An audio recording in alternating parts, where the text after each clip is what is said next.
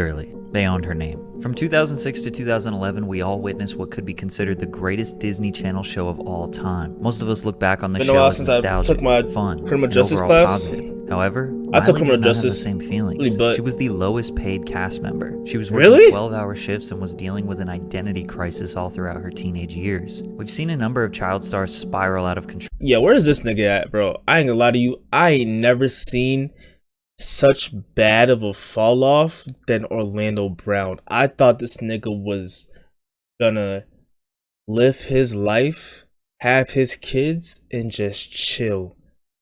This nigga became completely different. And it seems like Miley was heading that way in the early 2010s. Or maybe her wild phase was all planned. Disney had an insane amount of power and control over the young girl. Yeah, Instead when of that rolling wrecking ball over came and out, dying, bro, Miley decided everything she was was different. going to fight the conglomeration. She was going to take back what was rightfully hers and make Disney want nothing to do with her. Stay hydrated. Miley's birth name was actually Destiny Hope Cyrus. Her parents would call her Smiley growing up, which ultimately got shortened to Miley. Throughout the 90s and early 2000s, her father toured the world singing his country music anthems. In 2001, he landed his own TV drama and family show called Doc. I remember this. Miley was 9 at the time and realized her new passion was acting. She made her acting debut as Kylie on Doc and was instantly hooked. She had another small role as Ruthie in the film Big Fish, but when the opportunity for Hannah Montana presented itself, Miley was fixated on landing that role. Hannah Montana was a new Disney Channel show about a teenage girl who lived a double life as a famous pop star. Michael Poiriers was the writer and producer. I always for Hannah thought if Montana. you had the a show wig, idea years you before it ever can came to be TV. someone else. They'd seen over 1,000 kids audition for the roles and still could not decide who was right for it. Miley's first audition was when she was 11 years old in 2002. She auditioned for the role of the best friend, but then was encouraged to go for the lead since she was a very talented singer. So she sent in another audition, and another. Ultimately, the show producers knew that they had to see her in person if they wanted to make a decision. She flew in and killed it. Her raspy voice, confidence, and true southern twang was exactly what Disney needed. Miley didn't just embody the character they wrote, she was her. Miley was a small town girl from Tennessee who went to school and had a big family. I always thought Hannah Montana was like her real life, but in the show. Was a famous musician, and she was a very talented singer. She had always dreamed of being like her dad to some degree, but always loved her friends and life in the country. She fit the role so well they even casted her father Billy to play as her dad on the show, as they had a father-daughter bond so real it could not be recreated. They actually changed the lead character's name from Chloe Stewart to Miley Stewart because they couldn't separate the character from the real person. The show aired in March 2006 to 5.4 million viewers, 2006. the highest TV show premiere in Disney history at this point. Then they would average about 3.5 You don't really watch the viewers show? per I love the episode show. every week. It was the most popular kids show on TV. She immediately became a megastar, both literally and on the show. Miley was living her biggest dreams. She was on Disney, her parents were happy, and everything was sunshine and rainbows. However, there was a lot of new pressure. Miley went from being an aspiring actress to 12-hour workdays, recording studios, live performances, and doing her school. It must have been stressful for Miley real. probably had a hard time trying to balance schoolwork and acting. If she had Grammarly, her workflow would have been way more Yo, efficient. Grammarly, pay me $20,000. I got you. Crunched. I put a you don't need a lead grant, and if you let her fish process as a 13-year-old, when she would put on the Hannah Montana wig, the response was way different. "Where's Hannah?" Fans would scream to her when they see her in real life. Like, what? I'm Hannah. Wait, no, I'm Miley. But they don't care about me as much. But when I throw on the wig, they love me. Miley's mother Tish, who was her... You can't really just say you're still getting money at the end of the day, cause it's just like, bro, you're living out your whole, just like Gibby, you're living out your whole life as that one character that everybody knows you by. So they're not gonna treat you as a regular person. They're gonna treat you as a celebrity X, that one famous person that you play. So it must have been really hard for Miley Cyrus to just, you know, to just be a regular person around people, you know. Her manager didn't realize how quickly a mega corporation like Disney could take advantage of a child. But niggas like Kim Kardashian, that's different. Like, there's no reason for you to cry. Stop it. They didn't even negotiate her salary, which is rumored to be about $15,000 per episode. Apparently, this was lower than some of her co-stars. They kind of just went with the motions. Billy Ray had a resurgence in fame. He was doing shows and selling albums. Miley was getting her little paychecks, so everything seemed to be good. But at some point, they realized they were getting way less than what they were legally entitled to, and Miley said her mother, quote, hired smart people to protect me in that way. In a 2016 interview with Elle, Miley said, "I didn't know any better. My name was Miley on the show, but I didn't own my name. We didn't think about that. January of 2008, Destiny Hope Cyrus legally changed her name to Miley Ray Cyrus. When it was reported, she just said Miley was the name she identified with since a very young age. Plus, being known as Miley to the world because of her show, it only made sense. While those things are definitely true, the little hint, we didn't think about that, made me want to go deeper and speculate further. I think there might be a deeper and maybe more complicated reason why Miley changed her name.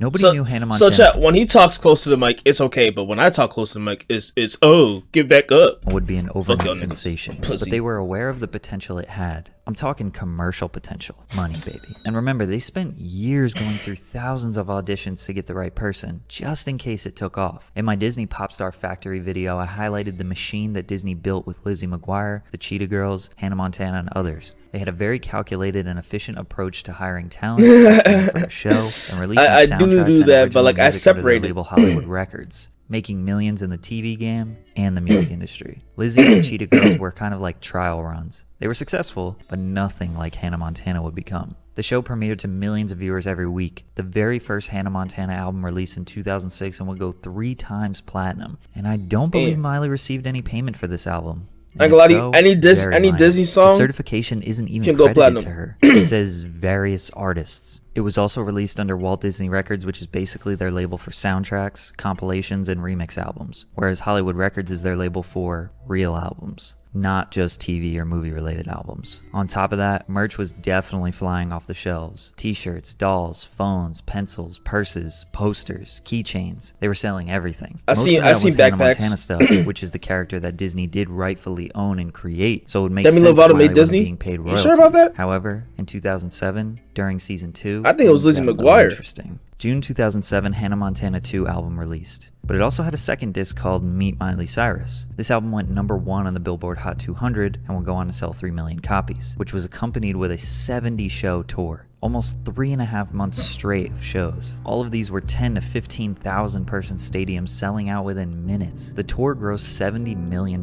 She would perform half as Hannah Montana and half as Miley. While she was definitely getting a performance fee, which I would say was anywhere from 10 to 30,000 per show, which would end up being around 1 to 1.5 million for the tour. Sounds like great money, but her name is on the tour. She most definitely could have owned a percentage of the whole thing with the right negotiations, making at least 10 to 20 million, but she did not own her name. People called her Miley Cyrus, but technically that was a stage name. January 2008 was the end of the Best of Both Worlds tour, and aside from the Hannah Montana movie, this was actually the last time she would ever perform as the Hannah Montana character. The beginning of 2008 was when Destiny Hope was legally changed to Miley Cyrus. My guess is that these smart people that Tish hired were advising her to legally change her name as a contractual loophole. Now, you can't just get out of a contract by changing your name. If that was the case, everyone who had a mortgage in America would be changing their names and poof, no more house debt. I'm gonna change my name to Gordelius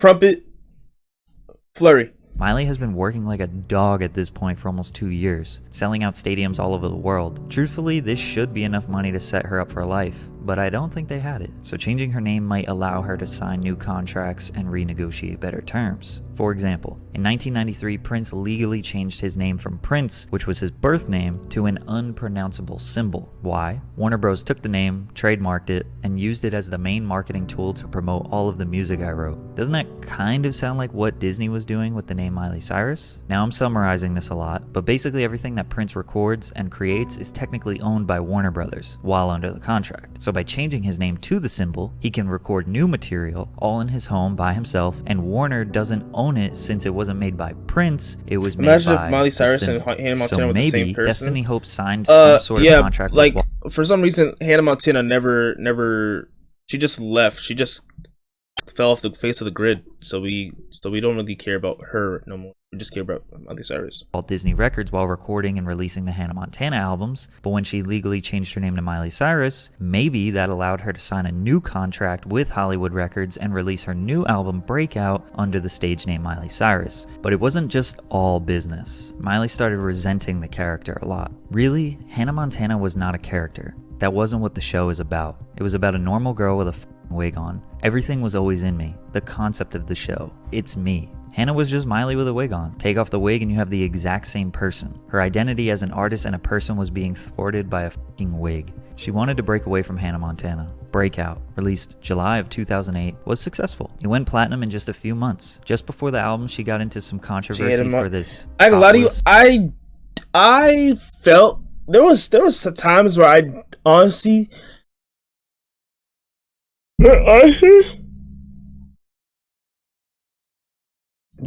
thought that there was times in like me watching Hannah Montana before, like I knew the plot of like Hannah Montana taking the wig off and shit. I thought they were actually twins, but like, you know, because like, you know, Elizabeth Olsen not Elizabeth Olsen, Mary-Kate and Ashley Olsen, those two. I thought it was like that. Photo shoot with Vanity Fair. Miley and her family felt like it was just artistic, but she was pressured to apologize for the provocative photo. Also around this time, photos leaked of her and her boyfriend at the time kissing and cuddling. Disney was not happy. All of their stars kept a squeaky clean image, so Miley was towing the line. She spent almost all of 2008 filming the 30-episode season 3 of Hannah Montana and working on new music. In 2009, she released Party in the USA, which would eventually go on to sell 10 million records. This is still her biggest song of all time. She performed the single at the Teen Choice Awards, which stirred up controversy for her pole dance, which was pretty mild. Still, Disney was getting more and more fed up with her. Now the 16 turning 17-year-old was about to embark on the Wonder World Tour, where she didn't perform as Hannah Montana at all. The tour was 56 shows long. The smallest venue was 10,000 people. The biggest was 20,000 people. The O2 Arena in London, which she sold out 5 nights in 1 month. Which kind of made me take a step back and realize just how massive she was at age 16 and 17. She sold over 800,000 tickets on this tour, and the tour grossed $66 million, so it's pretty safe to say that Miley Cyrus could stand on her own without Hannah Montana. I'm also assuming that she made way more money on the Miley tour due to the legal name change. Think about it. She did 70 shows on the Hannah Montana Best of Both Worlds tour. That grossed 70 million. Yes. And she did another 56 shows as Miley. But back in the day, this is when nobody gave a fuck, really.